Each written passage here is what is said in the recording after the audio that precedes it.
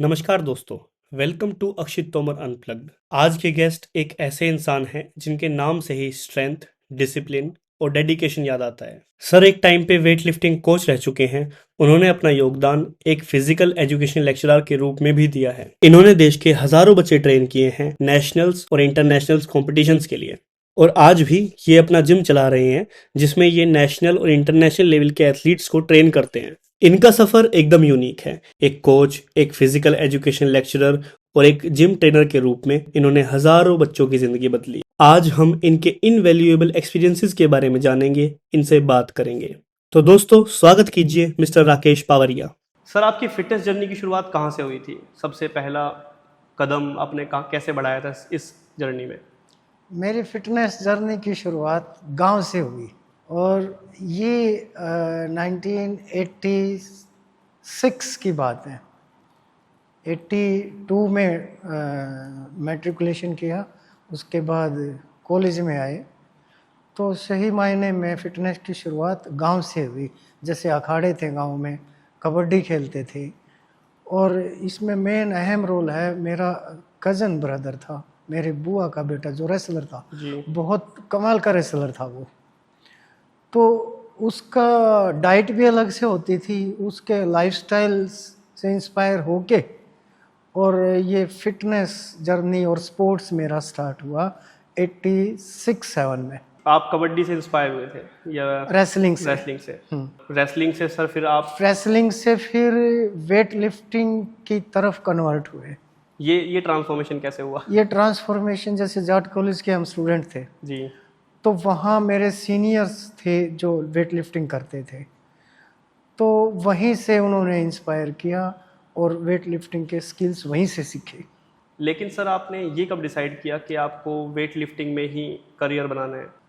जो कल्चर है अपना, उसमें हर स्टूडेंट्स का एक ड्रीम होता है कि जॉब के लिए सारा कुछ जो भी हम पढ़ रहे हैं, गेम कर रहे हैं, तो सब कुछ एक अच्छी जॉब के लिए है। तो ये मेरे जो प्रोफेसर थे, जो कोचेस थे, उनसे इंस्पायर होके भाई इसमें एक साउंड कैरियर है जी। और फिर इसकी तरफ हम डाइवर्ट होते चले गए।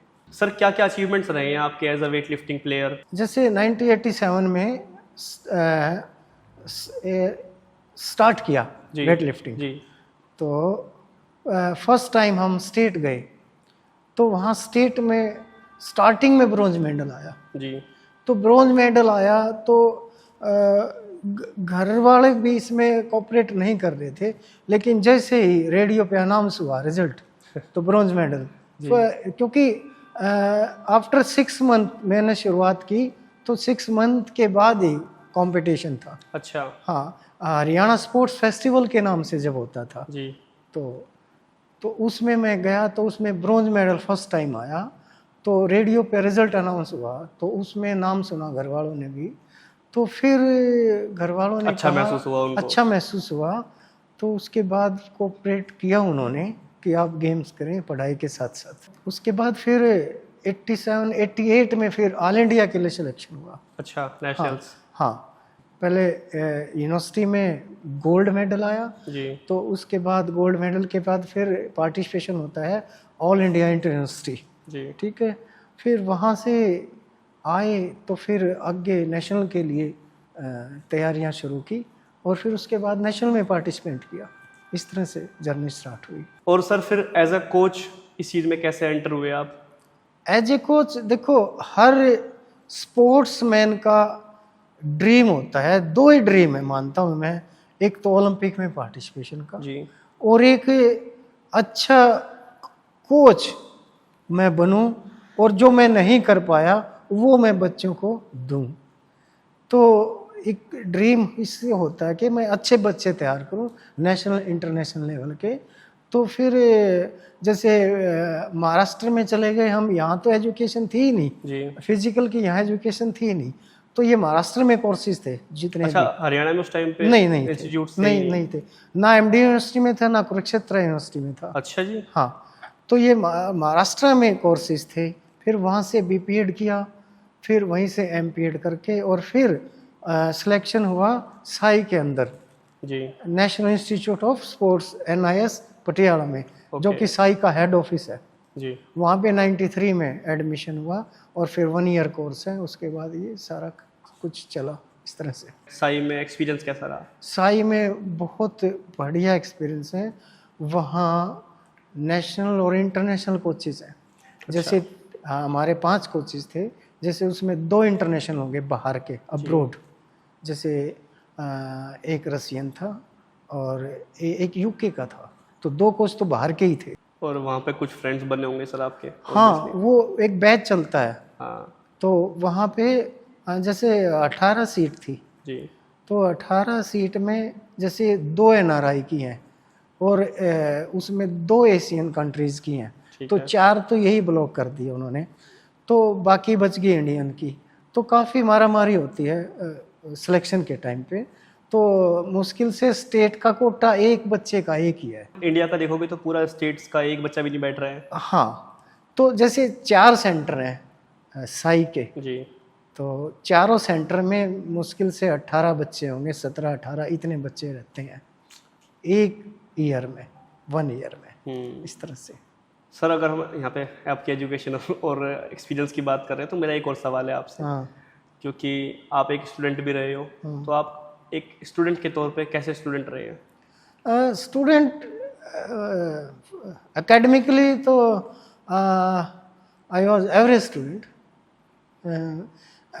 एवरेज थे तो ये मानो कि हम स्पोर्ट्स की तरफ डाइवर्ट हुए। हाँ, अब स्पोर्ट्स में करियर बनाया जाए, क्योंकि हमारी बैकग्राउंड स्पोर्ट्स की है। गांव देहात की जो रूरल की जी। जो सेटअप है वो स्पोर्ट्स का ही है। सराउंडिंग्स में सर, क्योंकि हरियाणा में तो ये है ही है, हर गांव में खेल, कुश्ती, कबड्डी, ये तो ये सराउंडिंग है हमारी, तो इससे इंस्पायर होके हम स्पोर्ट्स में चले गए। वेट लिफ्टिंग कोच रहने के दौरान सर आपका कैसा एक्सपीरियंस रहा है? वेट लिफ्टिंग अच्छा एक्सपीरियंस रहा। जैसे कोचिंग दी बच्चों को, और वो बच्चे ऑल इंडिया में और नेशनल में मेडलिस्ट हैं, गोल्ड मेडलिस्ट हैं। 2 बच्चे तो ऑल इंडिया में मेडलिस्ट हैं, गोल्ड मेडलिस्ट, Great. जो कि आज एयरफोर्स के अंदर सेवाएं दे रहे हैं। अच्छा। हाँ। सर वहाँ आपने एथलीट्स को ट्रेन करते हुए क्या कुछ सीखा? मतलब जैसे मैंने हर किसी से सुना है, मैं अपने फील्ड में आज भी सीख रहा हूँ 4-5 साल होने के बाद भी, और आपने भी 10-20 साल 30 साल उसमें लगाए हैं, तो आपने भी अपने स्टूडेंट्स से कुछ ना कुछ तो सीखा होगा। बच्चों से ऐसा है कि जैसे बच्चों का समय है, जैसे 5 बजे जिम ओपन होगा, जी।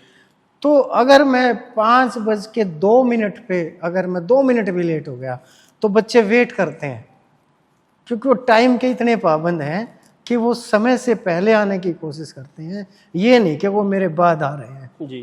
तो ये बहुत बड़ी चीज़ है कि वो डिसिप्लिन को वो अलाउ कर रहे हैं, अपना रहे हैं और सीख रहे हैं। तो मैंने भी उनसे सीखा। जैसे मैं 2 मिनट लेट हो गया तो मैं उनसे ही सीखा कि 2 मिनट लेट नहीं होना। जब ये इतने पंचुअल हैं जी। तो मुझे भी पंचुअल 2 मिनट पहले आना चाहिए, ये उनसे सीखा मैंने। और बिगनर्स हैं, चाहे वो एक इंटरनेशनल एथलीट है, तो वो बिगनर्स भी कुछ ना कुछ सिखा के जाएगा। बिल्कुल सर, अगर आप सीखना चाहते हैं तो उनसे। ये तो है ही सर। हाँ, वो देखो, वो हर बच्चे की रूट्स अलग है, बिहेव अलग है, नेचर अलग है, तो कोई ना कहीं अच्छी चीज़ें रिफ्लेक्ट होती हैं उनमें। जी। तो वो पकड़ने की चीज़ है, वो अब सीखने की चीज़ है उनसे, है कि बच्चे इसके अंदर है क्या। पॉजिटिविटी देखो, हिंदी में अगर हम इसको तोड़ते हैं तो अनुशासन है। हाँ। अनु का मतलब अपने आप पे शासन करना, ना कि कोई और करे।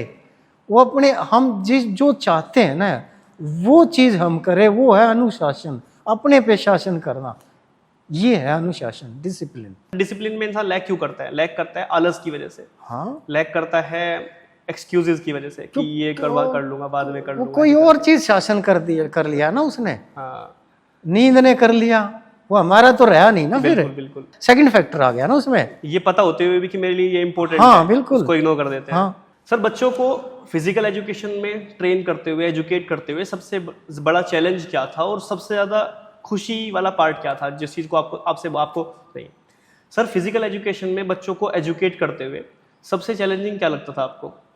जैसे पीसीएम के बच्चे हैं, फिजिक्स केमिस्ट्री में साइंस के बच्चे जी। तो उनके चैलेंजिंग 3 सब्जेक्ट है जी। मेनली। तो हम बात करें तो फिजिकल एजुकेशन को वो पार्ट नहीं मानते एजुकेशन का। जी ठीक है, एक एलिमेंट्री सब्जेक्ट है, हाँ जोड़ दिया, जी ठीक है, उसमें मार्क्स अच्छे आएंगे, फिजिकल टीचर मार्क्स अच्छे लगा देंगे, तो ये टेंडेंसी है। बस यही हाँ मानसिकता हाँ, ये होती है बच्चों की। हाँ, लेकिन उनको बताया मैंने कि फिजिकल एजुकेशन है क्या, तो उनको जैसे ग्राउंड पे ले गया, तो आप फिजिकल एजुकेशन में आए हैं, आपको 400 मीटर का ट्रैक कैसे बनाना है वो बताया।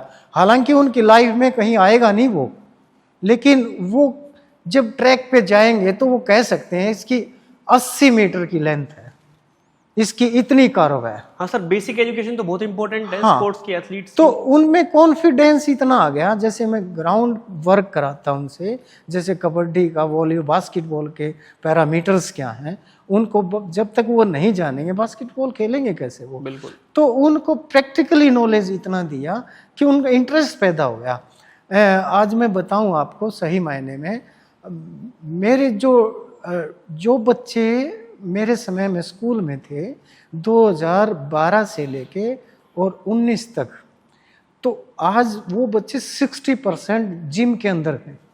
अच्छा हाँ, उन्होंने जिम ज्वाइन कर रखा और कमाल के फिजिक है उनके। क्या बात है। हाँ, वो डॉक्टर्स हैं, सीजीएल में हैं, और एक्साइज टेक्सेशन जो सीजीएल के अंडर आते हैं उनमें बैठे हैं। ए ग्रेड की जॉब उनके पास है, लेकिन जिम का शौक इतना उनको, वो कहाँ से पढ़ा, उनको स्कूल से। सर तो वो सही टाइम पे इंस्पायर हो गए, सही टाइम पे हाँ, एजुकेट हो गए आपसे। हाँ, तो वो इंस्पायर थे मुझसे, जैसे रूटीन तो पूछते थे, ठीक ठाक फिजिक था उस टाइम भी, तो बच्चे इंस्पायर होते हैं अपने प्रोफेसर लेक्चरर से, अपने टीचर्स से, क्योंकि ज़्यादा समय उनको ही देखते हैं वो, तो वो इंस्पायर होते हैं। जो टीचर्स में जो एबिलिटी हैं, जो गुण हैं, तो वो बच्चे में आएंगे वो। हाँ सर, वो ट्रांसफॉर्म होंगे, वो ट्रांसफर होंगे वो। बिल्कुल। तो इस तरह से पूछते थे, सर आप क्या करते हैं, तो उनको पता था सर का रूटीन ये है। तो कुछ तो 12th के अंदर ही शुरू हो गए थे, जिम जाना, एक्सरसाइज के अंदर, वो एक्टिविटी के अंदर इन्वॉल्व हो चुके थे वो। जो बच्चे आपसे कभी 11th-12th में पढ़े थे, आज वो आपके फिजिकल एजुकेशन के जो लेसन्स थे, हाँ, वो आज भी ध्यान में रखते हुए एक्सरसाइज कर रहे हैं, तो आप हाँ, काफी अच्छा फील करते हो। बहुत अच्छा। जैसे गेट टुगेदर होती है हमारी, जैसे एक बच्चा जैसे 12th की 2016 में जी, तो उस किसी ग्रुप में किसी एक की मैरिज है, और तो वो पूरा ग्रुप वहां पे होगा बैंक्वेट हॉल में, तो वहां मैं भी इनवाइट होता हूँ, तो वो पूरी 12th क्लास वहां होगी। तो उनमें देखता हूँ मैं कमाल के फिजिक उन बच्चों के, और मैं पूछता हूँ तुम क्या कर रहे हो, क्या, वैसे तो पता ही है मुझे, लेकिन मैं पूछता हूँ, तो इस तरह से देखता हूँ, तो काफी अच्छा लगता है मुझे कि जो मैंने बताया उन्होंने माना उस चीज को। सर टीचर्स की या फिर कोचेस की लाइफ में सबसे इंटरेस्टिंग चीज तो यही होती है, हर एक बच्चे के अचीवमेंट में टीचर अपना अचीवमेंट देखता है, कोच अपना अचीवमेंट देखता है, अपने से ऊपर, है ना। हाँ, तो ये एक्सपीरियंस सर सही मायने में तो टीचर्स जो कोचेस हैं वो हैं जो वो नहीं बन पाए बेचारे, वो ठीक है, वो अपने से ऊपर देखना चाहते हैं कि मैं नेशनल लेवल का था, मैं जैसे प्लेयर, तो मैं इंटरनेशनल देखना चाहता हूँ कि मेरे बच्चे इंटरनेशनल पे जाए। आज जिम के 2 बच्चे ओलंपिक लेवल के हैं, ओलंपिक में पार्टिसिपेशन है उनका, और इंटरनेशनल 16 स्टूडेंट इंटरनेशनल है, और नेशनल में तो बहुत सारे बच्चे हैं। इस तरह से मुझे बड़ी खुशी होती है कि मेरे लेवल से ऊपर जा चुके हैं मेरे बच्चे।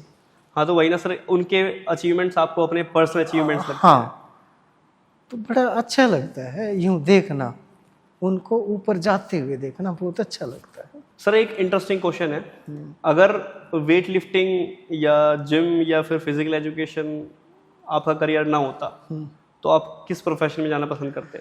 तो मैं जैसे हरियाणा जो है वो एग्रीकल्चर लैंड के नाम से जाना था जी, ठीक है, हरियाणा नाम ही हरियाली से है, जुड़ा हुआ है, तो बेसिक जो प्रोफेशन है वो एग्रीकल्चर है, तो मैं रॉयल बिजनेस करता, ये एग्रीकल्चर में मैं जाता। रॉयल बिजनेस है।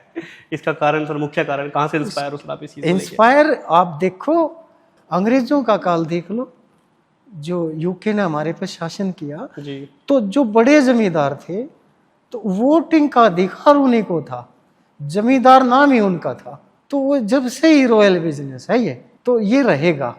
जमीन जिसके पास है वही रॉयल है। तो सर मतलब आपका farming occupation favourite occupation. Favourite farming. क्या बात है ये। तो सर आप फिर बताओ ऑडियंस को, उन लोगों को इंस्पायर करो कि फार्मिंग उनको क्यों करनी चाहिए। आज न्यूज़पेपर में देखो ना आप, कितने एमटेक करके ने और 5 करोड़ का पैकेज छोड़ दिया जी। वो फार्मिंग कर रहे हैं अपने गांव में जाके, और वो बहुत अच्छा कर रहे हैं। आज फार्मिंग इस तरह से नहीं है कि पहले हम एज्यूम करते थे जैसे ये अनपढ़ किसान हैं, इनको सिर्फ एक ही काम आता है। लेकिन आज जो जेनेटरी है वो इतनी एजुकेटेड है, वो एजुकेशन होने के बाद वो एमटेक करके और जॉब छोड़ के 5 करोड़ के पैकेज छोड़ के आप फार्मिंग कर रहे हैं। वो सर विजन दिखा है ना सर उसने। हाँ, तो कितना कमाल का काम है। एक ये इस तरह से है जैसे हम किसी बच्चे को 9th में आया जी। और हम उसको जिम में तैयार कर रहे हैं जी। और वो फिर ओलंपिक में चला गया। उसी तरह से फार्मिंग है। हमने एक प्लांट लगाया, हमने बीज बोया, पहले वो बीज से पौधा बना, पौधे से वो पेड़ बना है, तो कितना अच्छा लगता है। आप फिजिकल एजुकेशन से जोड़ के देख लो फार्मिंग को, वही है, बीज से पेड़ बनाना है। इसी तरह से जिम के बच्चे हैं, इसी तरह से फार्मिंग है। तो मतलब सर की जो आइडियोलॉजी है वो है कि ग्रो करना सर को पसंद है, वो चाहे बच्चे हो वो चाहे खेती हो। हाँ, एक समय में हर चीज ग्रो करेगी। पहले ग्रो करेगी, इंक्लाइन है, उसके बाद डिक्लाइन है, तो हर चीज में ऐसा ही है। तो उसको ग्रो करो, स्पेस दो उसको, ब्रीदिंग स्पेस दो हर चीज को। आपके करियर में कोई ऐसा डिसीजन सर जो आपने लिया है और वो सबको गलत लगा हो, वो आपकी फैमिली हो या फ्रेंड्स हो? हाँ, जॉब के बाद जिम सेटअप तैयार करना। जिम के बारे में? हाँ, पूरी फैमिली अगेंस्ट थी। क्या कारण था सर इसका? बस वो उनका था कि भाई जैसे जॉब, हम अपना फ्यूचर जो है ना, फैमिली भी और हम सब यही सोचते हैं कि जॉब के अंदर फ्यूचर सिक्योर है। हाँ, बिजनेस में हम थोड़ा सा हेजिटेट करते हैं कि चलेगा या नहीं चलेगा। लेकिन मेरा दोस्त था कोई, बहुत प्यारा दोस्त है मेरा, वो तो बहुत प्यार करता हूँ उससे, तो उसके इंस्पायरेशन से तो मैंने ये डिसीजन लिया। कोई भी खुश नहीं था, लेकिन मैंने ये डिसीजन लिया कि जिम सेटअप किया जाए, और जो भी बच्चों को चाहिए, जिम देखते थे हम, उनमें सारी हर फैसिलिटीज़ नहीं है, लेकिन मेरा एक विजन था मैं इस तरह का जिम तैयार करूं जिसमें बच्चों को हर फैसिलिटीज़ मिले जो और जिम के अंदर नहीं है। तो सर ऐसा क्या है इस जिम में जो आपने ऑब्जर्व किया था, वो आपने अलग किया है? यहाँ देखो, हम जब एक्सरसाइज परफॉर्म करते हैं जी, तो ये बेसिक चीज़ है कि 4 टाइम ऑक्सीजन आपको चाहिए।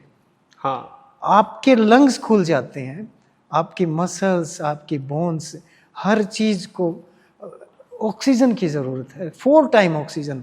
जो जिम है फर्स्ट फ्लोर पे, सेकंड फ्लोर पे, रोड के ऊपर जिम है, जिनका आज भी पोल्यूशन, अब दिवाली के बाद तो 450 है जी, एयर पोल्यूशन। हाँ हाँ। तो वो सिटी के अंदर रहेगा।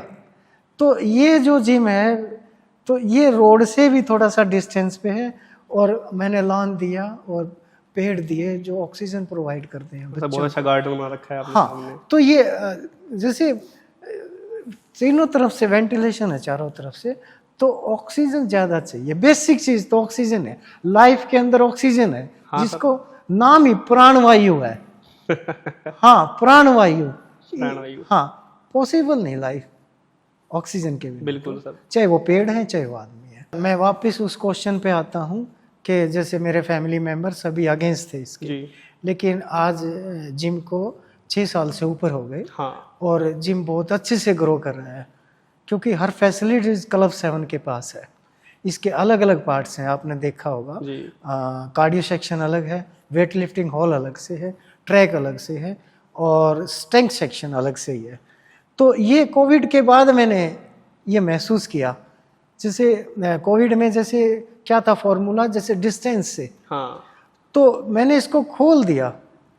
तो पहले आपने देखा होगा कि 2 ही पार्ट थे, स्ट्रेंथ का एक ही पार्ट था, 2 नहीं जी। तो उसके कोविड के बाद मैंने वेट लिफ्टिंग अलग से डाला, ट्रैक अलग से और कार्डियो सेक्शन अलग से। हाँ सर, वो आपने जो वेट लिफ्टिंग का पार्ट है पूरा अलग कर रखा है। तो अब 4 जगह बच्चे इसके अंदर हैं, अलग अलग तरह की एक्सरसाइज कर रहे हैं। और सर अब फैमिली बोलती है हाँ, अभी कुछ? फैमिली अब खुश है क्योंकि उनको पता है, वो देखते हैं, वीडियोस देखते हैं और बच्चों को देखते सर वीडियोस क्या वो बच्चे ही देखते होंगे सर? मतलब आपको बच्चे बहुत मानते हैं, बहुत रेस्पेक्ट करते हैं आपकी, मतलब वो होता है ना सिर्फ कि सिर्फ और सिर्फ आपको एज अ कोच ना देख के आपको एज अ फादर अप्रिशिएट करते हैं, आपको पैर छूते हैं सर, आपकी सबसे इंपॉर्टेंट बात है सर।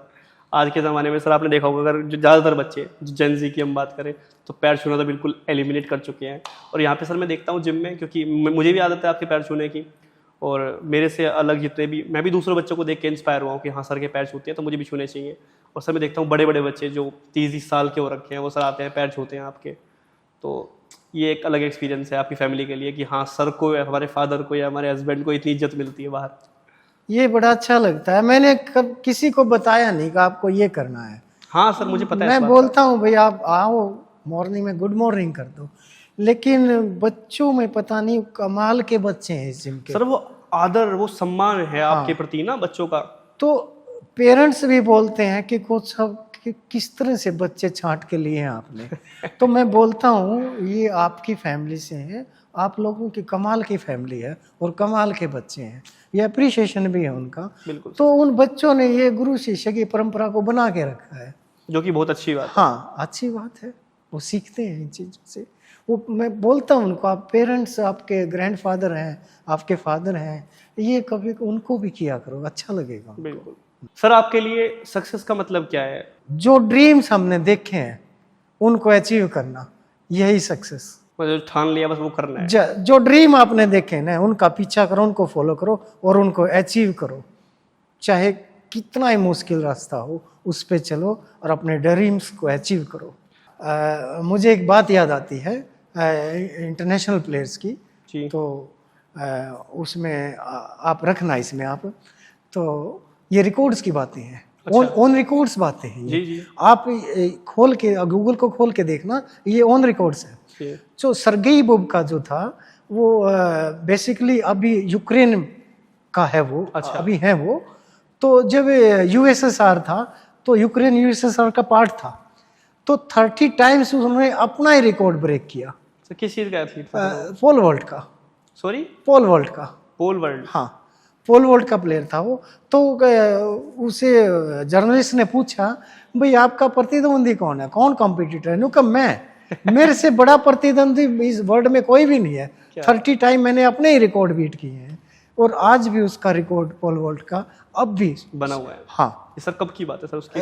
ये है 80 to 90 के लगभग की बात है। मतलब तब से आज तक उसका कोई रिकॉर्ड ही नहीं तोड़ पाया है वो। ये हाँ 3 ओलंपिक्स के अंदर क्या बात पार्टिसिपेशन उसका।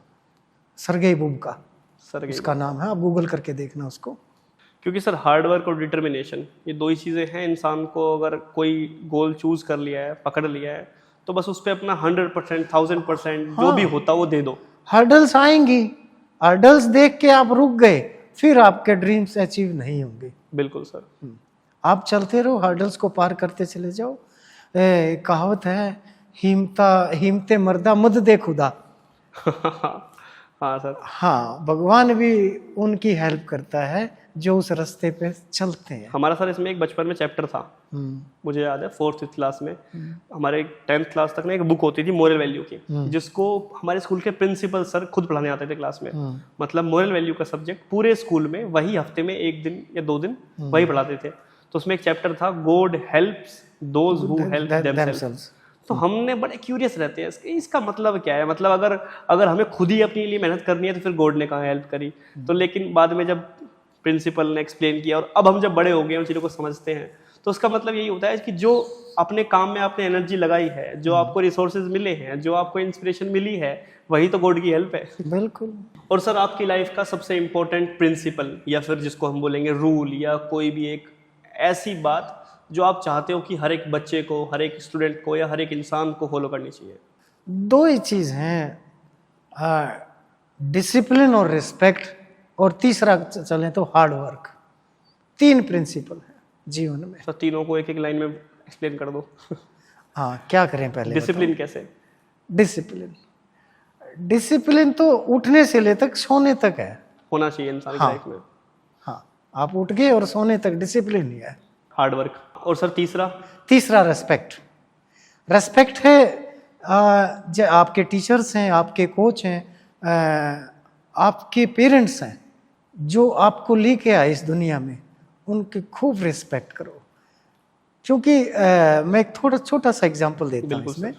जैसे अर्जुन, महाभारत में अर्जुन जो एक कैरेक्टर है, द्रोणाचार्य का बेटा था अश्वत्थामा, जी। लेकिन महान धनुर्धर बना अर्जुन। क्यों? क्योंकि वो रेस्पेक्ट इतनी करता था अपने गुरु की। अब उसके पास जो था वो सारा कुछ दे दिया उसने, ना तो अश्वत्थामा को दे देता, वो उसका बेटा था, लेकिन रेस्पेक्ट अर्जुन ने की। एक बहुत बड़ा एग्जाम्पल है कि जैसे छोटे छोटे बच्चे थे, तो जैसे तालाब में नहाने गए, गुरु उनको लेके गए, तो मगर ने उसका पैर पकड़ लिया, गुरु द्रोणाचार्य का। हाँ। तो देख के सभी बच्चे डर के भाग गए और अर्जुन भी उनके साथ भाग लिया। तो पीछे मुड़ के देखा तो गुरु तो अकेले हैं बिल्कुल। तो पीछे मुड़ के आया और उसने, धनुर्विद्या तो थी उसके पास, और उसने कभी प्रॉब्लम याद थी उसके कि कभी मगर ऊपर कभी द्रोणाचार्य, यूं मैं तीर गुरुजी को लग ना जाए।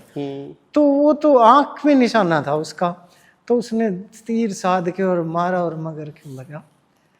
तो गुरुजी क्या सोचेंगे, भाई सभी चले गए, मेरा बेटा भी चला गया। तो एकमात्र मेरा शिष्य ये था जो मेरी जान बचाने के लिए आया। तो ये बहुत बड़ा उदाहरण है हिस्ट्री में गुरु शिष्य का। तो गुरु की हिम्मत ही नहीं कि उसको जो चीज उसके अंदर वो ना दे उसको, लेकिन रिस्पेक्ट इसी चीज का नाम है। सर ऐसा बोलते हैं कि दुनिया में, इस पूरी दुनिया में दो ही कैरेक्टर ऐसे होते हैं जो चाहते हैं कि उनका बच्चा हाँ, उनसे आगे निकल जाए, एक तो पेरेंट्स और एक टीचर। बस इससे अलग दुनिया में और तो कोई नहीं चाहेगा कि आगे निकल जाए मुझसे कोई। बिल्कुल यही आदमी है जो आपको हाइट पे देखना चाहते हैं। जी। बिगिनर्स जब जिम ज्वाइन करते हैं हाँ। तो उनकी सबसे बड़ी गलतियां क्या होती हैं? 22, 23, 25 साल के जो यूथ आते हैं जी। तो वो कहते हैं सर मुझे बैक में प्रॉब्लम है, आती फर्स्ट टाइम वो आए हैं, मेरे शोल्डर में प्रॉब्लम है। जी। तो मैं समझ जाता हूँ कि किसी और जिम में गए थे जहाँ प्रॉपर वार्म अप इनको मिला ही नहीं, डायरेक्ट वेट। हाँ डायरेक्ट आते हैं। यहाँ मैं अगर उनको नहीं बताऊं तो सीधा जैसे बेंच पे आके और बेंच प्रेस स्टार्ट कर दी 40-40 kg से। तो इसी तरह से वो आते हैं। बिगिनर्स की प्रॉब्लम ये है कि बिगिनर्स वो यूट्यूब पे और सोशल मीडिया पे देख के आते हैं, क्योंकि सोशल मीडिया पे वार्म अप नहीं बता रहे वो जी, वो सीधा एक्सरसाइज पे आ रहे हैं। वो तो सर डायरेक्ट मसल की बात कर रहे हैं कि इस मसल के वहाँ लिए बस exercise है। हाँ ये सप्लीमेंट लीजिए, ये एक्सरसाइज के इतने सेट रेपिटेशन कीजिए, ये वार्म अप का तो कहीं जिक्र ही नहीं है, कोई नहीं करता सर। हाँ तो वार्म अप के लिए मैंने बच्चों को ट्रैक दिया, जैसे 3 दिन तक तो हॉल के अंदर ही नहीं आएंगे वो। अच्छा, जो बाहर वाला बाहर वार्म अप करेंगे वो जी। बॉडी एक्सरसाइज हैं, जैसे पुशअप्स हैं, फ्री हैंड स्क्वाट हैं, लंजिंग है, बॉडी से ही लंजिंग है, तो वो बॉडी पार्ट से एक्सरसाइज कर रहे हैं वो। तो तीसरे दिन वो अंदर आएंगे, अंदर आएंगे तो वो जैसे 9th 10th का बच्चा है तो जैसे 5 का डंबल है उससे स्क्वाट प्रेस है, जैसे मशीन पे तो आएंगे 10 दिन में, हफ्ता 10 दिन के अंदर जब आएंगे वो मशीन के ऊपर, तो उससे फिर रोड से ही स्टार्ट करेंगे वो। हाँ, तो मतलब उससे पहले बच्चों का पूरा एक अच्छा हाँ वार्म हो जाता है। हाँ 10 दिन हो गए, उनको पता लग गया कि वार्म अप क्या है, मसल्स को हैबिट हो गई है वर्कआउट की। बिल्कुल वो फ्यूचर में फिर इंजरी लेंगे ही नहीं वो। सर ये दिक्कत मेरे साथ भी हुई थी एक बार, विंटर्स की ही बात है, और पता नहीं मैं कहाँ, मैं रोहतक में था, दिल्ली गुड़गांव में कहाँ था, पर मैं जिम में गया हुआ था और मैंने क्या किया, आलस किया। मतलब मुझे पता था कि वार्म अप बहुत मैंडेटरी है वर्कआउट से पहले, पर कई बार हम लेजी हो जाते हैं, हम आलस हो जाते हैं, वही बात हो रही है ना। तो मैंने क्या किया, जाते ही बेंच प्रेस मार दी। और सर बेंच प्रेस में भी ये नहीं कि खाली रोड मारी हो, डायरेक्ट 10-20 की वेट लगा के सर मेरे कंधे में, मेरे लेफ्ट शोल्डर में, ठीक है, और ऐसा कड़क सी आवाज़ आई मुझे। तो मुझे लगा कि ठीक है, ऐसी नॉर्मल से कई बार खुलता है, चटक गया होगा। सर उसके बाद वर्कआउट जब करने लगा ना मैं, तो मुझे फिर सर मेरा हाथ ही मूव नहीं हो रहा। फिर वो जो मतलब नॉर्मली चल रहा हूँ कोई दिक्कत नहीं है, लेकिन जैसे ही मैं उस पर्टिकुलर पोजीशन में आता था तो चुभन होने लगी सर। फिर मैं 2 महीने तक वर्कआउट नहीं कर पाया सर उसके चक्कर में।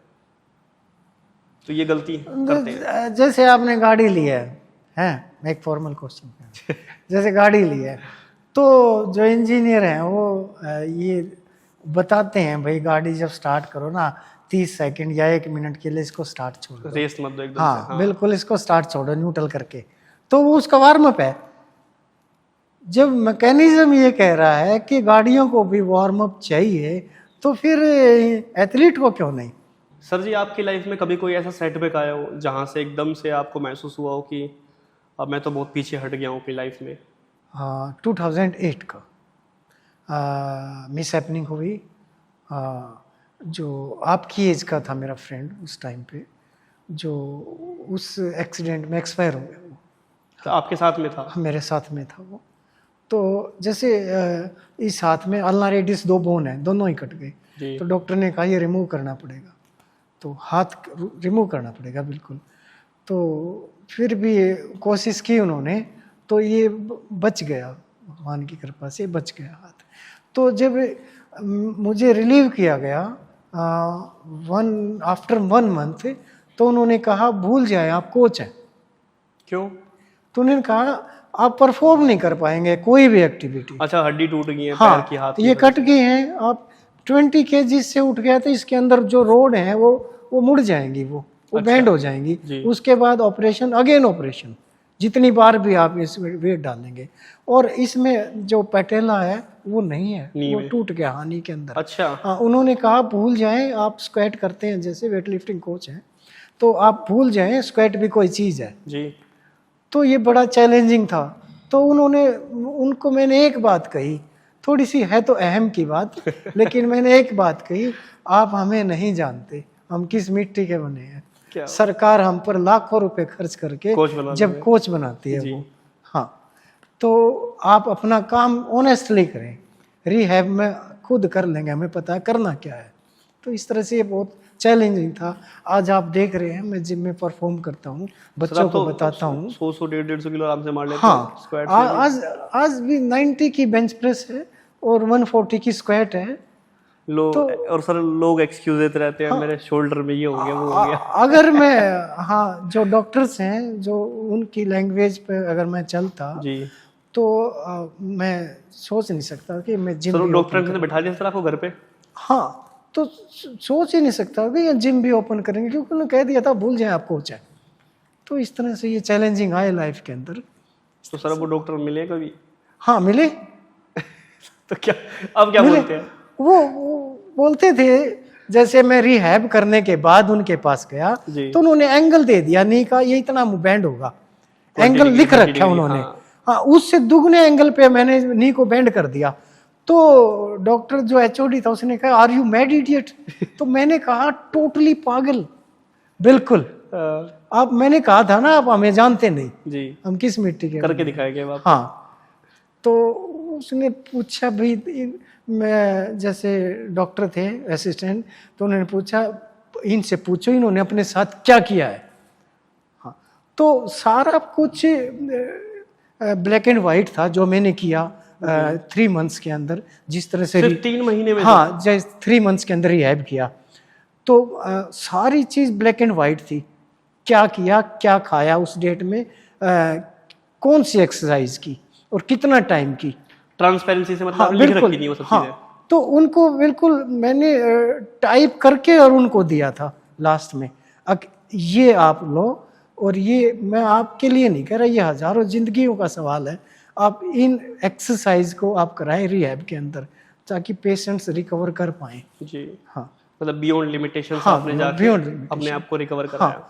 तो सर आपको मतलब इतना मेजर एक्सीडेंट होने के बाद आपको कितना टाइम लगा रिकवर होने में पूरी तरीके से? रिकवर करने में 6 मंथ लगे। 6 मंथ्स में आप ठीक हो गए थे? बिल्कुल। और वर्कआउट वगैरह फिर कब शुरू किया? After 6 month. 6 महीने में सर आपने पैर की, हाथ की हड्डी तोड़वाने के बाद भी 6 महीने आफ्टर 6 मंथ में जिम के अंदर था। क्या बात है सर, ये तो मतलब मैं ऐसे सोच नहीं सकता, भगवान करे मेरे साथ कभी ऐसा ना हो, पर बहुत डिफिकल्ट होता है सर ऐसे, क्योंकि मोच आ जाती है तो 15 दिन तो उस पे जाते हैं सर। हाँ, है ना, जो डेडिकेशन है लाइफ के अंदर जो है ना, वो डेडिकेशन है, आप कितने डेडिकेट हैं। और सर एक एथलीट के लिए उसकी फिजिकल फिटनेस से, उसकी बोन्स से, उसकी मसल से इम्पोर्टेंट तो कुछ भी नहीं है। देखो, जैसे ये सही क्वेश्चन पुट किया आपने,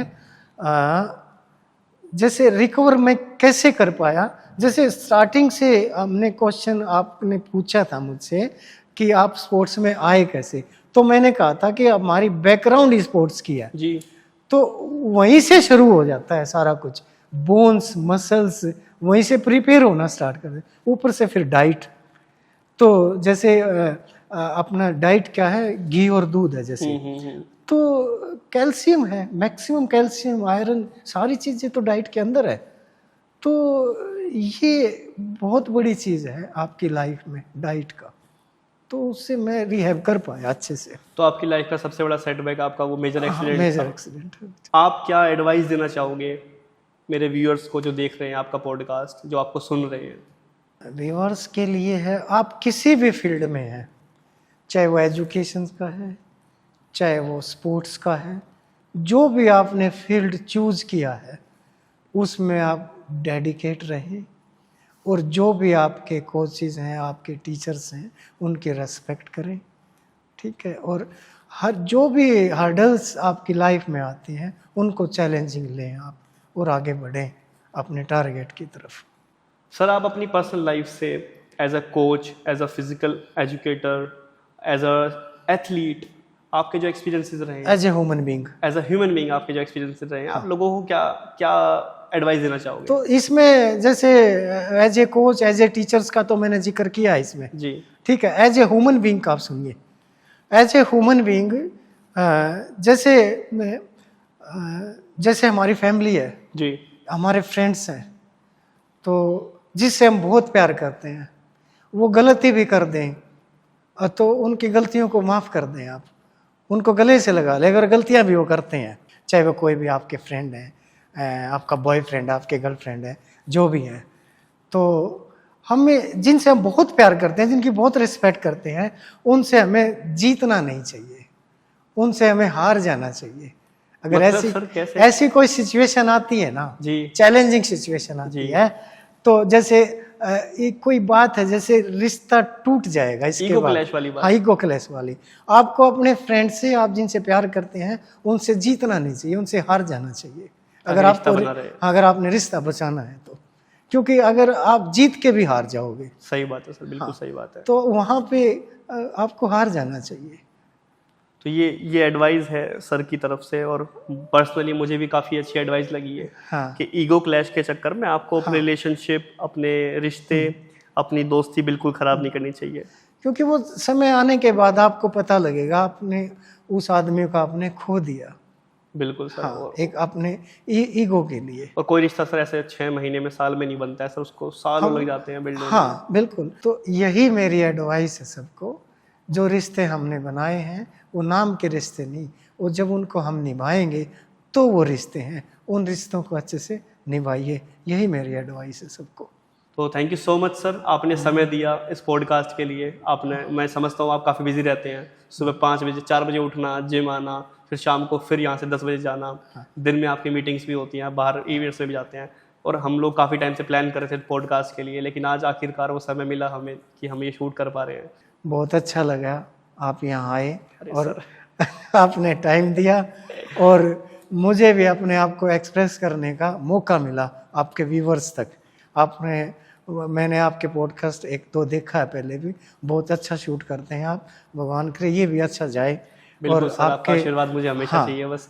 खूब मेहनत करो, जिस फील्ड में आप आए हैं, मैंने जिक्र किया है पहले इस पॉडकास्ट के अंदर, अपने ड्रीम्स को पहचानो और उनका पीछा करो।